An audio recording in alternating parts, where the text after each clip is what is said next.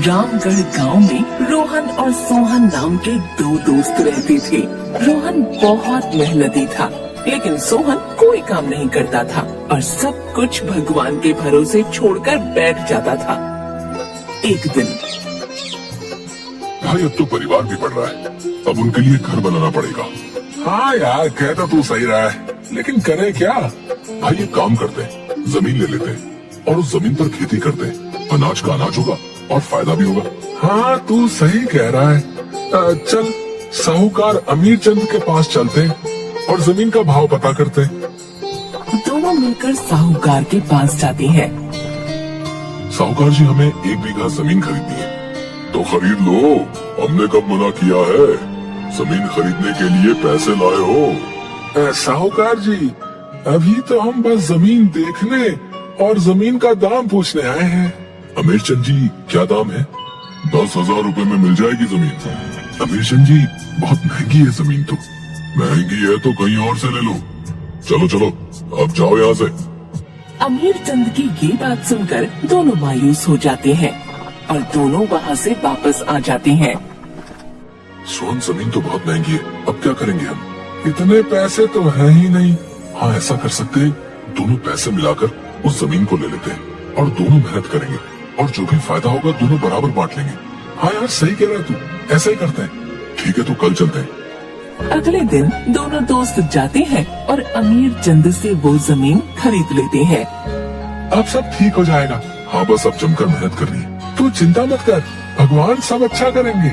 क्यों ना हम आज से ही काम पर लग जाए। एक काम करो, तुम जाओ, मैं भगवान से प्रार्थना करके आता हूँ, है?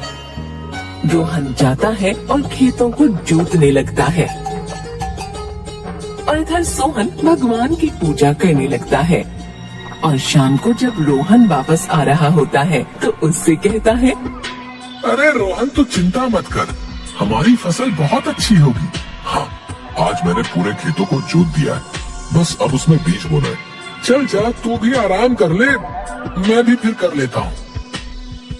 दोनों अपने अपने घर जाते हैं और सो जाते हैं। और अगले दिन रोहन सोहन के घर जाता है। चल सोहन, बाजार चलते हैं और बीज ले आते हैं। तुम जाओ, मैं अभी पूजा कर रहा हूँ। मैं तुम्हें खेतों पर ही मिलूंगा। रोहन बाजार जाता है और बीज लेकर वापस खेत पर आ जाता है, लेकिन उसे सोहन वहाँ नहीं मिलता और वो बीज बोकर वापस आता है और सोहन से पूछता है, तुम खेतों पर क्यों नहीं आए? वो मैं भगवान की पूजा कर रहा था। सोहन इसी तरह भगवान की पूजा करता रहता था और रोहन खेतों में मेहनत करता रहता था। बहुत दिन बीत गए और खेतों में बहुत अच्छी फसल हुई। इतनी अच्छी फसल देखकर दोनों बहुत खुश हुए। वाह, कितनी अच्छी फसल हुई है। हाँ, सब भगवान की देन है। तुम एक काम करो, आज से ही कटाई शुरू कर दो। मैं अभी इतनी अच्छी फसल के लिए भगवान को धन्यवाद देकर आता हूँ। रोहन कटाई शुरू कर देता है और थोड़े ही दिन में पूरी कटाई हो जाती है। चलो कटाई तो हो गई, अब इसे बराबर बराबर बांट लेते हैं। बराबर बराबर क्यों? मैंने बहुत मेहनत की है, मुझे फसल का ज्यादा हिस्सा मिलना चाहिए। अच्छा, अगर ऐसी बात है तो मैंने तो दिन रात भगवान की प्रार्थना की है, इसलिए फसल का ज्यादा हिस्सा मुझे मिलना चाहिए। इसी बात को लेकर दोनों में बहस हो जाती है और ये बहस इतनी बढ़ जाती है कि बात लड़ाई तक पहुंच जाती है। और इंसाफ के लिए दोनों गांव के मुखिया के पास जाते हैं और सारी बात बताते हैं। उनकी बातों को सुनकर मुखिया जी भी सोच में पड़ जाते हैं। थोड़ी देर सोचने के बाद उन्हें एक उपाय सूझता है और वो अपने गोदाम से 2 चावल की बोरियां मंगाता है। ये लो, तुम इन बोरियों से सारे कंकड़ साफ करके कल सुबह वापस आना और जो भी ये काम पहले कर लेगा उसे ही फसल का ज्यादा हिस्सा मिलेगा। मुखिया जी, हम यहाँ इंसाफ मांगने आए हैं, आपसे काम मांगने नहीं। आप इंसाफ करिए। पहले ये करो, कल मैं तुम्हें तुम्हारी सारी बातों का जवाब दूंगा। रोहन और सोहन उस बोरी को उठा कर ले आते हैं रोहन पूरी रात जागकर उस चावल से कंकड़ निकालता है। इधर सोहन भगवान की पूजा करता है और सो जाता है। पूरी रात जागने की वजह से सुबह रोहन की आंख लग जाती है और वो सोता रह जाता है। इधर सोहन तैयार होता है और मुखिया जी के पास पहुंच जाता है। देखो मुखिया जी, मैं आ गया। तुम चावल साफ करके आए हो या बस ऐसे ही आ गए? मुखिया जी, मैंने भगवान से प्रार्थना की थी।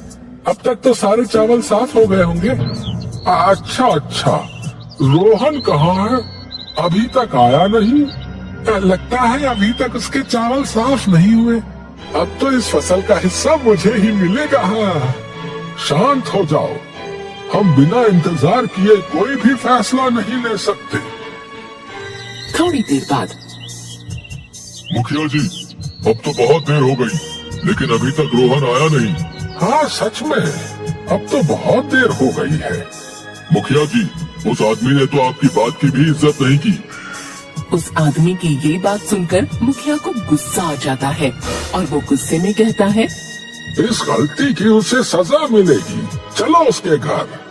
सब लोग उसके घर जाते हैं तो देखते हैं कि रोहन गहरी नींद में सोया हुआ है और वहाँ रखे सारे चावल साफ हैं। ये देखकर मुखिया जी खुश हो जाते हैं। तभी रोहन की आंख खुल जाती है और वो उन सबको देखकर जल्दी से उठता है। मुखिया जी, मुझे माफ कर दो। मैंने पूरी रात चावल साफ किए थे, जिस वजह से मेरी आंख लग गई और मुझे पता नहीं चला कि मैं कब सो गया। कोई बात नहीं बेटा, तुमने इस चावल को साफ करने के लिए पूरी रात मेहनत की है, इसलिए इस फसल में ज्यादा हिस्सा तुम्हें मिलना चाहिए। लेकिन मुखिया जी, ये तो अन्याय है। मैंने तो भगवान की आराधना की थी। जाओ देखो, तुम्हारे चावल साफ हुए हैं। सोहन भागा भागा जाता है। इधर रोहन की मेहनत को देखकर मुखिया जी खुश हो जाते हैं। थोड़ी ही देर में सोहन वहाँ आता है और सोहन को देखकर मुखिया जी कहती हैं, क्या हुआ सोहन? मुखिया जी, चावल तो साफ नहीं है, लेकिन मैंने तो भगवान की इतनी प्रार्थना की थी, फिर उन्होंने मेरे साथ ऐसा क्यों किया? सोहन, भगवान भी उन्हीं की मदद करता है जो मेहनत करते हैं। सोहन को मुखिया जी की बात बहुत अच्छी तरह से समझ आ चुकी थी। अब वो भगवान की प्रार्थना के साथ साथ मेहनत भी करने लगा।